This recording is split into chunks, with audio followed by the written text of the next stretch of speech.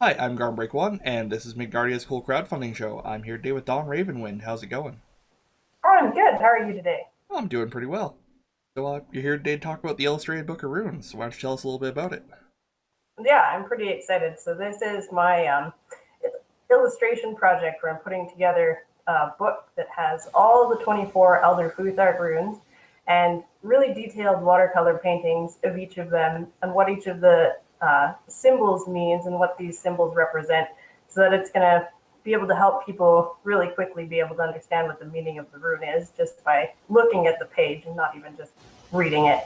I'm also doing some really detailed write-ups that go along with it, so the reading is there too, but it's also got really pretty pictures to look at. And they are quite pretty. The art is wonderful. What inspired you to, do a bunch of cool illustrations of runes? Well, I've been kind of wanting to do this anyways, just because it's a really neat art project. And then there was this Instagram challenge that somebody posted that was a rune challenge to make runes in your own art. And I was like, ooh, this is the perfect time for me to do this thing that I've already been thinking about doing.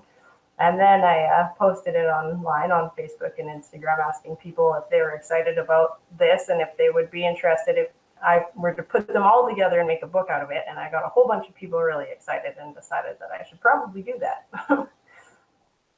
Yeah, fair enough. And yeah, it's definitely eye-catching. So why don't you tell me a little bit about the history of, the Elder Futhark? So most people are familiar with them from like Scandinavia, ancient Norse Viking stuff on Viking boats and tattoos and everything. Um, they originated in like old Germany, which is where like Odin and the Norse pantheon also originated. So it's actually a Germanic thing that then evolved and went north into Scandinavia with the Vikings. Right, and then that became kind of the default alphabet of Scandinavia. Yeah, kind of. It's kind of that's kind of like the source. Like that from that there was a bunch of other runes that came out of it. So there's the younger Futhark that are used more recently, and the Armenian. There was I can't remember what the name of this version of the runes was, but it was used in like a small community in Sweden up till only like 150 years ago. But they weren't the Elder Futhark. It's just based off of the Elder Futhark. It's sort of the root source of all these other ones. Right. And when it comes to, the runes in particular, there's both a factual historical side and a more mystical side to it. Can you talk a little bit about that? Yeah, so they're a little bit intertwined too. Like it's a historical thing that they saw the Vikings putting these on branches and casting them onto cloth or fur or whatever, and that the laying of these runes and how they would fall would relate to larger spiritual, mystical messages, and that they could divine what's happening from the gods through the runes and the way that things land. Um, And so now people are kind of trying to recreate this in like modern mysticism, and not so much as to tell the future, but you can tell a lot about what your subconscious is doing by what you pick out of the messages and stuff. So it's actually kind of a way to tap into your own brain, as well as having this mystical new age aspect to it. Right, sort of like a Nordic tarot kind of thing. Yeah, a little bit like that, yes. All right. So, unfortunately, here's the hardball topic. Um, you and I both know, unfortunately, Nordic stuff has been. There have been repeated attempts to co opt it by, I was gonna say certain unsavory elements, but I'm just gonna straight up say neo Nazis. Um, do you want to talk a little bit about that? Yeah, so it wasn't even just the neo Nazis, it was the Nazis themselves. Like the swastika is two Sewillow runes, Sewillow being the sun rune, that are tied in together. And like this is an old historic thing, meaning like good luck and victory.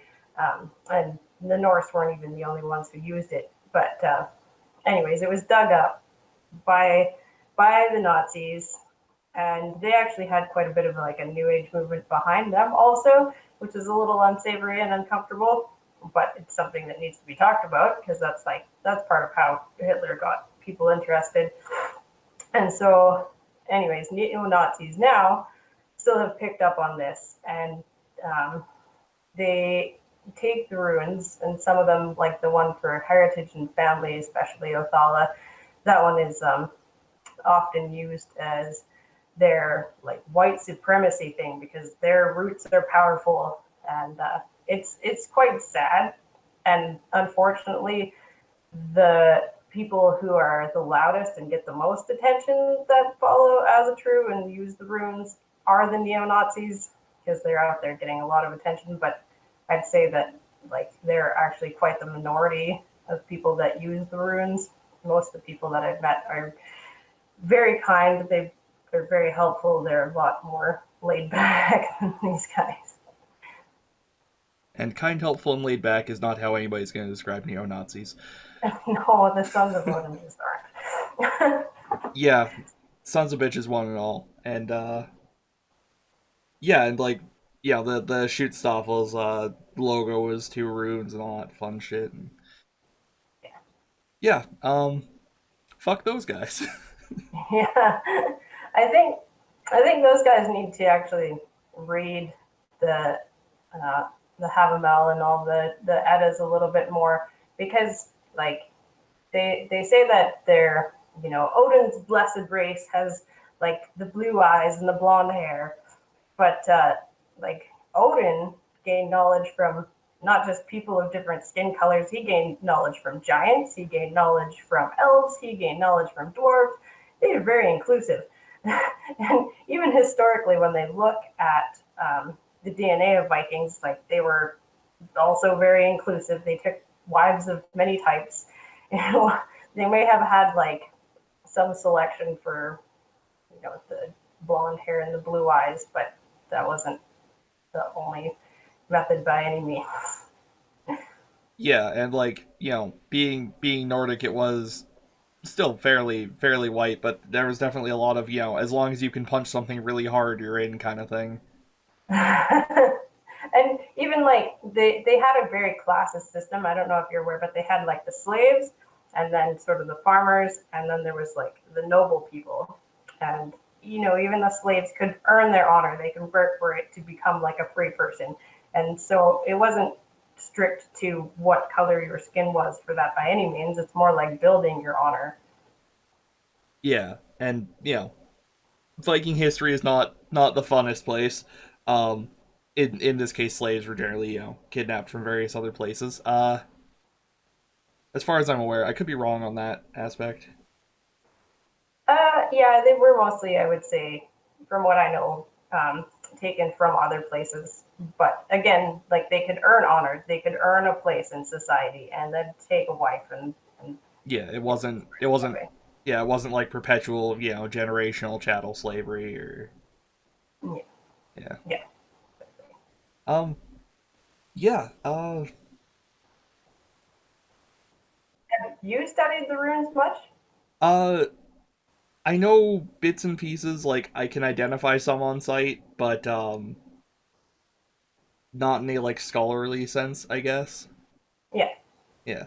Um Um, yeah. this is one thing that maybe I don't, maybe but maybe some of the people who are watching don't know, is that a lot of the runes too have stories in them that are related to the gods that they represent. So there's a couple of runes like the Ingwaz rune, Ing being an old rune for, or old name for Frere. And so the Ing rune, in it, any description you're going to look at, you're going to get some description of the god too. And so there's a lot of like when you're learning the runes, you get to learn about their mythology and about their gods, and a lot of it is about their way of life too. A lot of the runes are related to different natural processes or natural like hail, like the hail rune. And we don't think of hail too much in our lives. Like we sit in our car and it kind of bangs on our window. It's not that big of a deal, right? But when you're out there surviving and you've only got a short growing period, and it comes and trashes your crops and you don't have another way to do it, like that's a big nasty force of nature.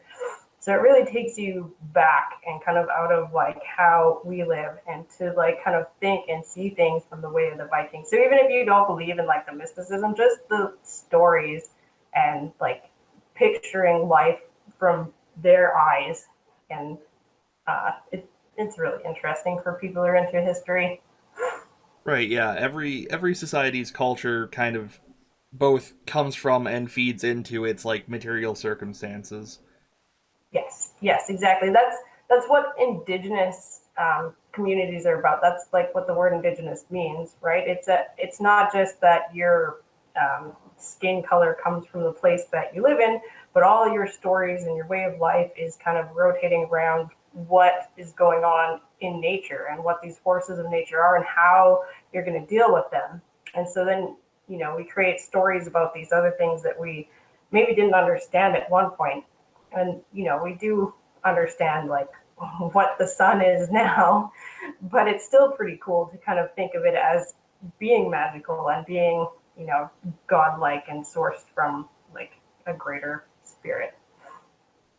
Yeah, absolutely. You, Hmm? you said you do board games. Do you know of any board games that use runes as like a cryptic language? Oh god, like everything usually just awkwardly ciphered into English. Good times. Um, Yeah. yeah, I'm not a fan of that way of doing things. Like the awkward ciphers. People do that with Cyrillic a lot too, and it's always weird. Um, Yeah. yeah. Yeah, for sure. I think it's kind of a good way for like if you're a teenager and you're kind of writing your little notes to your friends so not everybody can read them and then you feel pretty cool because you have this little note that nobody else can read. That kind of feels a little bit like that. Which is okay. That's an okay way to like start learning them and then you kind of gain some interest and it kind of looks cool and then other people get interested. So I'd say it's viable, but yeah, it's also kind of silly sometimes. Yeah, yeah, a little bit. Um, why don't you tell me a little bit about the mythological origin of runes? Right. So there's the historical origin of runes, like coming from old ancient Germania. But the story is that Odin was the first one that found the runes. And I don't know if you know this, but there's a story or sorry, what am I thinking? It's a theory. Thank you. The theory that Odin was actually a real shaman. He was actually like a real person in ancient Germania who was maybe the one that actually brought the runes to people. What the story goes, and this is the fantastical story, not the historical story, that Odin stabbed himself with his own spear and hung himself upside down on Yggdrasil, which is the world tree, for 9 nights and 9 days. And underneath, laying on the ground in the branches and the leaves, he saw the runes. He saw all 24 of the runes, and he took them up and he screamed and he knew all this new wonderful knowledge. And um, I don't think he was, no, he wasn't the one that brought them to people. It was later like he taught them to the other gods. And then Heimdall, who's the watcher at the top of the Rainbow Bridge, and he has the horn that he will blow at the end of the world at Ragnarok. He was the one who brought them down to humans, to people, and he taught them to people. So another, like, I don't know, um, the part where Odin is hanging upside down and he sees like the little pieces of branches and leaves and stuff on the ground, and he sees the runes and that. Um, Often, if you're walking in the woods, a lot of the shapes of the runes are shapes that branches make and little tree twigs and stuff. So it's one of those interesting things to think about as you're walking through the woods too, and kind of find like what rune shapes that you can see. Right, because they're primarily straight lines, because they were carved into things, right? Yeah, it's a lot harder to carve curves than it is to carve straight lines. So it was a practical thing to have these straight sticks, but it's also, yeah, it's something that shapes naturally make. Right, which is also why there's very few horizontal lines, because that would cut into the grain of the wood. Uh, Actually, well, uh, the way that they're shaped is based off of like a 60-degree star. So that hail rune Hagalaz, it's usually looks kind of like an H, but there's another form of it that's called the snowflake form. It's got one straight line with two going this way. So it's in six. And if you repeat that pattern, what you get is what's called the web of weird. Now the web of weird is supposedly what the three Norns spin all fate from. Everything is made up from this web of weird, and all the rune shapes are within that. So this like repeating equilateral triangle pattern, you end up with every one of the rune shapes that you can form from it, and it doesn't have any horizontal lines. It's kind of like later that we've taken those shapes and like fancied them a little bit. We turn them just so it looks a little bit pretty, and then we get horizontal lines out of it. But if you're basing it off of that web of weird and the 60-degree angles, there's no horizontals. That's super cool. I didn't actually know that. Yeah, look it up. It's kind of neat. It's kind of funny to me too that like a lot of, I don't know if you know what the seed of life is, but there's like a repeating circular six pattern that the new age people have gotten really excited about, and most of them don't realize that like the Norse had the same thing but in triangles instead of circles. Yeah, I mean, a lot of those patterns, repeat throughout nature. Like, you've got the golden number and all that fun stuff. Um, Yeah. yeah, nature's wild, man. I That may be the worst possible way to phrase that, given that, like, yes, of course it's wild, but It's pretty interesting, that's for sure. And the seed of life, another interesting thing about that, and how like the web of weird is all creation is formed from this web. The seed of life has those like repeating like six pattern of circles. That seed is what cellular life starts as. So when that egg first has life and starts to split, it looks like that seed of life. So it's also kind of related to like life origins. And we're only finding this now with microscopes, but it's that same like six pattern, which is it's interesting. yeah, that's super cool. Um, Is I, there anything should I talk about like the production or anything? if you want to, we can, yeah. Yeah, so I have the cover designed from a friend that he's got his own little publishing business that's also here in Canada, and he's going to be doing the layout of the book. And I'm really excited for when this layout comes, but I need to have funds to give him money to get my like super pretty layout done. So I'm excited for that. There's going to be the paperbacks are going to be on Amazon, not just on a print on demand. I'm going to hopefully have a run of 250 books funded that I can sign and send off to people as rewards for pledging on my Kickstarter. Yeah, I'm excited. Yeah, and as of recording, this is about $700 short of being funded with 18 days to go, so, that's pretty likely, thankfully. Yeah, and in the last few days is when you get a leap almost as big as the first few days is how Kickstarter works, because everybody's like, oh no, we're almost out of time. We better put money on that. I, Yeah, I still have a few friends that I know are going to buy it that are just still haven't cut around to it. So yeah, it should be funded. I'm not too worried. It'd be yeah, nice if we got some of those like higher tiers unlocked so I can make the book a bit bigger, get a little bit more money to put in a couple more illustrations and make it extra pretty. But we'll see where it goes. yeah. I mean, it's plenty pretty as is, but that the limited edition hardcover looks sick. Yeah, I have a couple of friends who are really hoping that that green magical tome version would come out, but Yeah, we'll that see. would look really good on my shelf.